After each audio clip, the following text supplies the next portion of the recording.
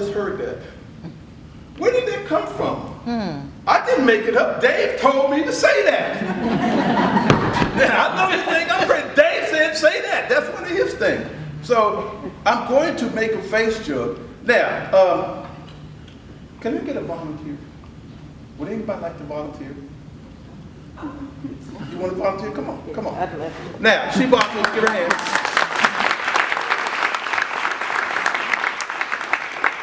Now, guess what? This is what I do. She volunteered. She's going to work on this face jug here. I'm going to start it. You just stand right there. I started this about 3 or 4 times ago. And when you volunteer, guess what? This will be yours. Oh.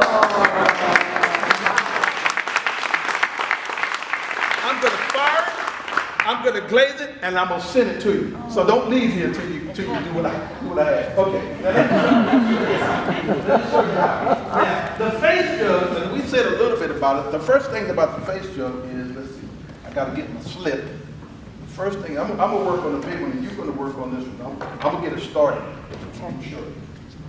You need this, you need a needle, that's it. You need that, I need this. Okay. The first thing you do is, and you do it on yours. Okay. You do it mirror me. First thing you do is you put a line where the front's going to be. This is where the nose is going to be. And then you score it. You slip it. See how I'm going to go X's like that? Here, you take a paintbrush and you dip in this nasty old clay and plop it on. Plop it on there. Now, when someone told me the other day, Jim, how come you make black people's noses so wide? Because we are wide. I'm sure there ain't no other way to be. We are wide. So make the nose. Take a piece of clay. Okay. Now, don't forget to wet it. Okay. Let's see, you do. Yeah, that's good. Yeah. Make it long. Make it like a long little snake like that. See? There's my nose. And guess what? Now, I know it looks bad. That's okay. It ain't supposed to be pretty. It's supposed to be what? Ugly. Ugly. Yeah, ugly jug. Okay. So you put some. Yeah, that's it. Make it a little fatter. See, that's the skin. See, this is funny. This is funny. Every culture has its own jugs. Every culture. They talking about black folks only. No, the Mexicans had it. The Africans had it. Every country has had jugs. Now, the jugs that most white people realize is the ones from England. They call them Toby jugs. Everybody seen Toby jugs? They made to satirize the rich folk. They put a big old bump on the nose and all kind of crazy little stuff. So every jug, every company has that. That's good. Okay. Now, make it score it like so. And then put your slip on it, score it. No, score it first. Put your needle. And then put it on. Now look, let's see, I'm going to show you how to put it on. Now one of the things I do with my, making my jugs, when I make the nose, I put the mark that I joined it together. You see how I joined it together right there? Leave that mark there. Don't be hiding. Don't make it smooth. Don't make it pretty. Now what happened? When Picasso and Gauguin and stuff found out African people, what did they do? They copied them. Because it's a period in art called Dadaism. Anybody heard about Dadaism? Yeah. That's when they threw all the way to go. And so that's what they did. So I do it too. Okay, now put it on. Now, put it on the front and just mash it in. Now, there's 2 ways to make this nose. Now, right now we got a nose, but we don't have no nostrils. Because he can't breathe. Hurry up and get some nostrils in there. Oh, thank you. Okay, now I can breathe. Yeah. See? Put some nostrils in there. See? There you go. He can breathe now. Thank you. Now I'm gonna help you with yours. Why? I'll help you with yours. Now she's gonna have a black nose with some big nostrils. Why? Make it small. I'm gonna make her have. She's gonna have one of them. Make it here. Watch what we do here. Put one here, put one here. Now, take that ball. Now, yesterday when I was working with kids, I said, y'all ain't getting no water. Guess where the water's at? In your mouth. So I said, you got to say this word, lick and stick. So lick and stick. So, yeah, lick, just lick and stick it on here. Yeah, there you go. Lick and stick, see? Now, then we finished it up by putting some stuff in. Now, I told the children, that the reason why you lick and stick is because at 1800 degrees, if you haven't licked and stick, it's going to pop off. And you, oh, Mr. Jim, my pot didn't come out. You didn't lick and stick, that's why. Now make a little mark where the eye going to be. Make a little mark where the eye going to be. And the eye treatment is however you want it to be. Now it's got to be scary, so don't be trying to be cute. Just, don't be trying to be pretty. Just make a mark where a circle is going to be. And what I usually do, I say to ancestors, talk to me. This is about 4 or 5 years ago, I was at a quandary with making a face joke. And so I was thinking of what to do. So I was in some place and I saw that I saw like something down on the floor. And I started looking at it. I said, oh my gosh, that's a unibrow. Now, it is a basketball player now, right? Yeah. What's his name? Anthony Davis. Yeah, Anthony Davis. He got the unibrow, so I've been making it there for 5 years. So Anthony Davis already doing that. So score this other piece too. Yes. Okay. Well, you're making yours lower. Now this is typical. First of all, let me show you what she did. She didn't line this up so that this is the back. She lined it up on the side. This is what's so good about face joke. Are there any rules? No.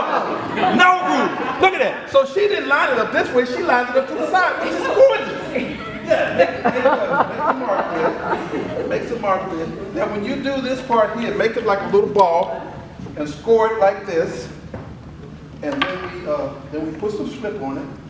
And then when you put the slip on both pieces, you make a little hole in here and you make some beautiful scarification like so, see?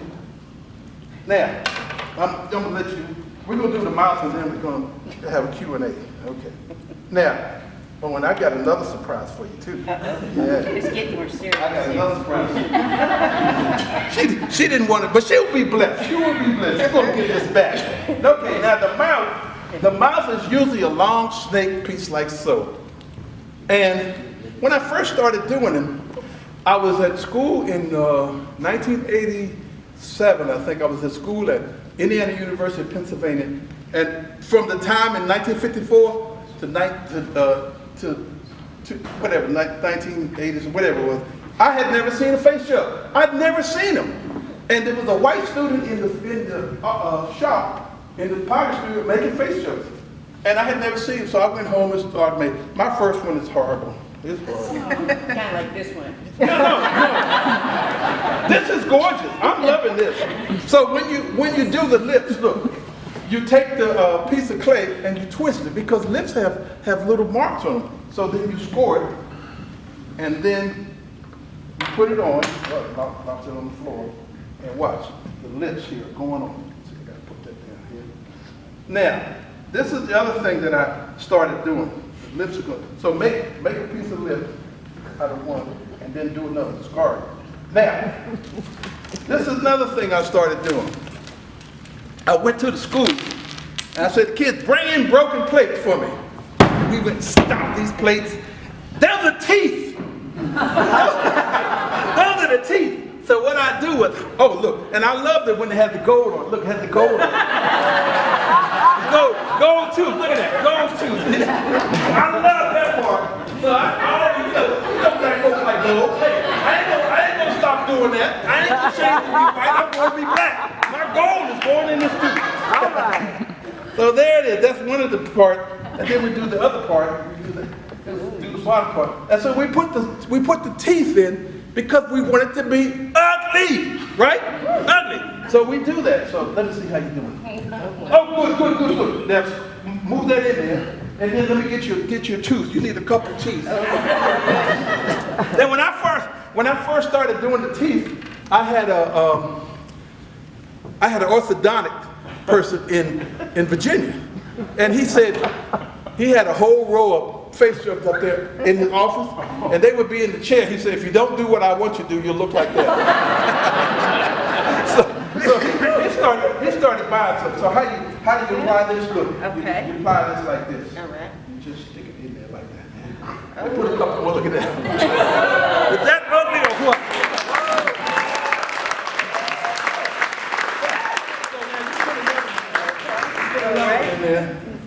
Now, because she did what she did, we're not going to put no ears on here because she already got ears. She got ears. There it is right there. So, now the next thing you need to do is write on the back your name and the date. That's all you got to do. Now, have you got any questions? You want to ask anything? Now's the time. Don't be shy. My pants fell down in front of 500 people when I was in the 3rd grade. I only love Yes, sir. What happened to Dave? Dave, okay. Dave died, but me and Professor were talking last night.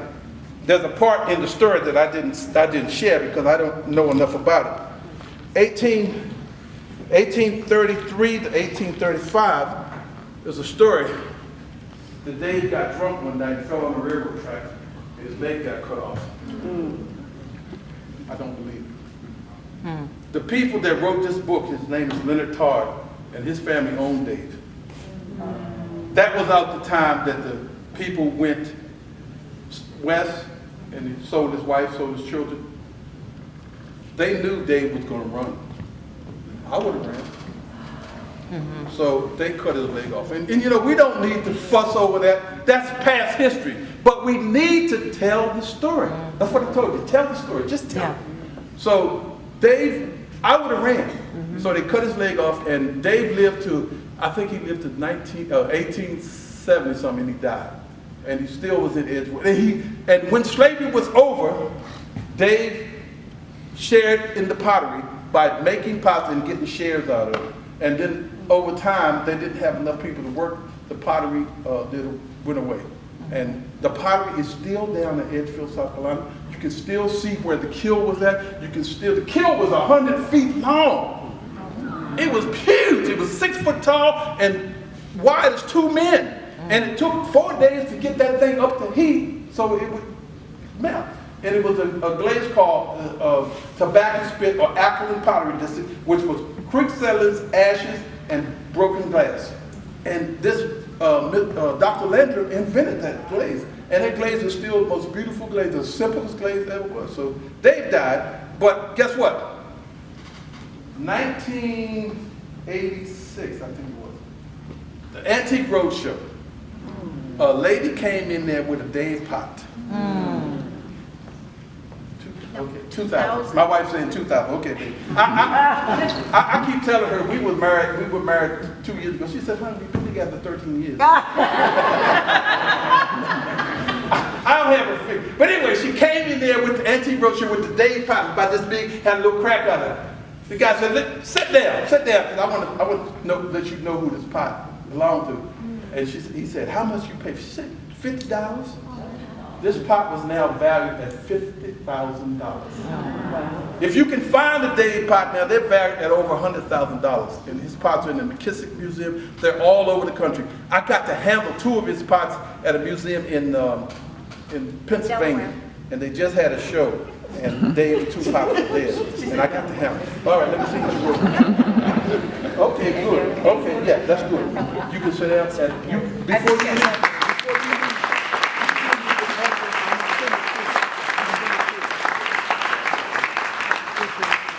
any more questions? Yes, ma'am. Yeah, I'll get you first. I'll come back. So how do you know Dave's story? You mentioned that somebody wrote it down? Yeah, the different people have wrote it down. But see, what happened was about 1902, they started to realize these pots were all over the South with these writings on it. And they said, who did it? And so people started researching the McKissick Museum in South Carolina. The different historians went back and looked at these things, and they started to realize that this was an important, significant person in the pottery world. So that's how they started. And they dated the thing, and Dave has probably, it's about 150 jugs that are documented that they have seen. They actually went there. But that's how they do it. You got a show? No. Okay, yeah, what you? Oh, yes, sir. Yes, ma'am. I don't know if you said, does this pottery trace back to a particular area in Africa? No. This pottery, Professor said, the ship called the Wanderer came here. Now, up until this time, there had been little jugs being made. But when the Wanderer came, these people were brought in and kept intact. Most of them went to Edgefield, South Carolina. So then all of a sudden, the face jug started to show up. They never put it down that Dave actually made a face jug, even though they have one about that tall, and they attributed it to Dave. Face jugs came and started with people, with black people in Africa. The Congolese people, the Igbo people, the Yoruba, it's so many tribes. I did a face jug, and I think I sold it, but anyway, there was an Igbo chief, and they came, they got him here, they went to Charleston, and they took, and they said the water brought us, the water take us. They walked into the water and drowned themselves. So I honor that. I honor that. Not so much. They said, friends of mine said, "Stop telling this story. Would you just leave it alone?" No. But if we don't tell the story, we're doomed to do it again. That's right. I'm gonna keep on. I'm gonna keep on telling the story. I'm gonna keep on singing my song. I'm gonna keep on doing what I have to do because we don't. We live in a perilous time, and we need to embrace each other. We need to look at each other. I'm so sick of it. I have a cell phone, yeah. It's a flip phone about 12 years old. I had an iPhone for 2 days. We took it back. I don't need that. I want to see you. I want to talk to you in your face. I want to write. I wrote somebody a letter. They got so excited that they said, "You wrote me a letter." I said, "You're still alive." So I do those things because, what? Question? Oh, you got a question? Come on. I'm hiding behind this. Don't hide. I'm coming to get you. What? What's your question? With so much information, I think it's absolutely amazing what you're doing, and it's absolutely a blessing and a God-given talent. Yeah. You do take it to the schools. Yeah, I do. Because the story is just so enriched with Yeah. the kids, and I think it's just amazing. Thank you. Thank you. Bravo to what you do.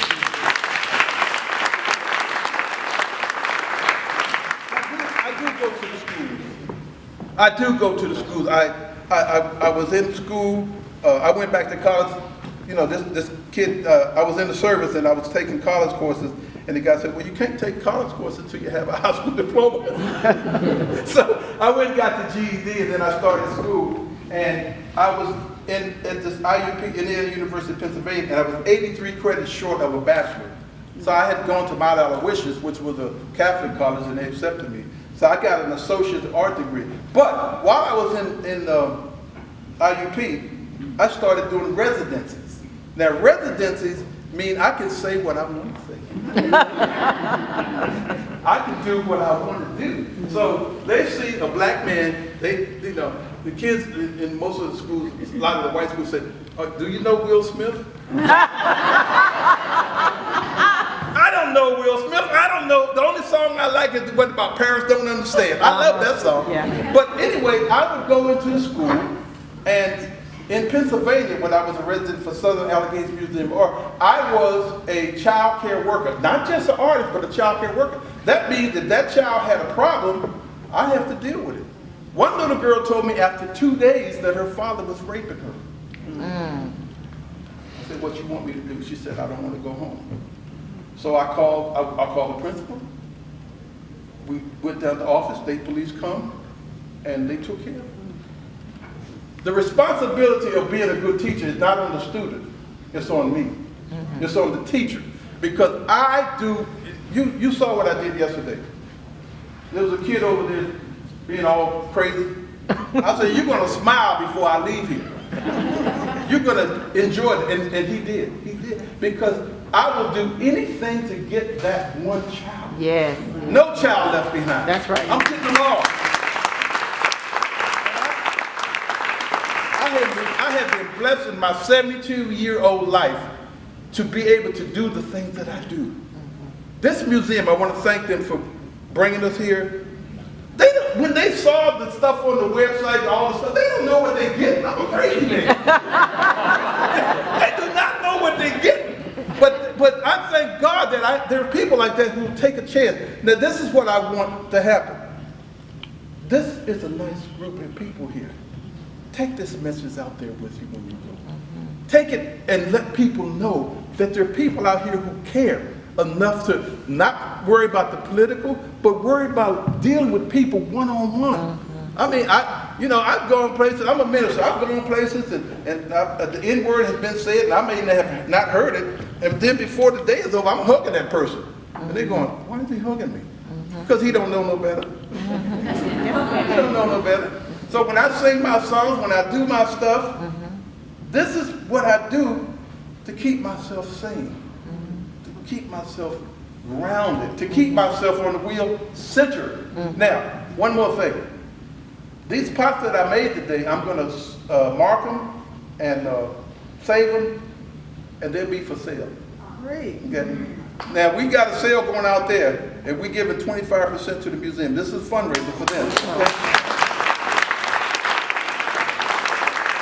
I love to make money, but I also love to share. Yeah, yeah. And that's what I was taught. My father said, share, because that was fair. So I'm done. Thank you.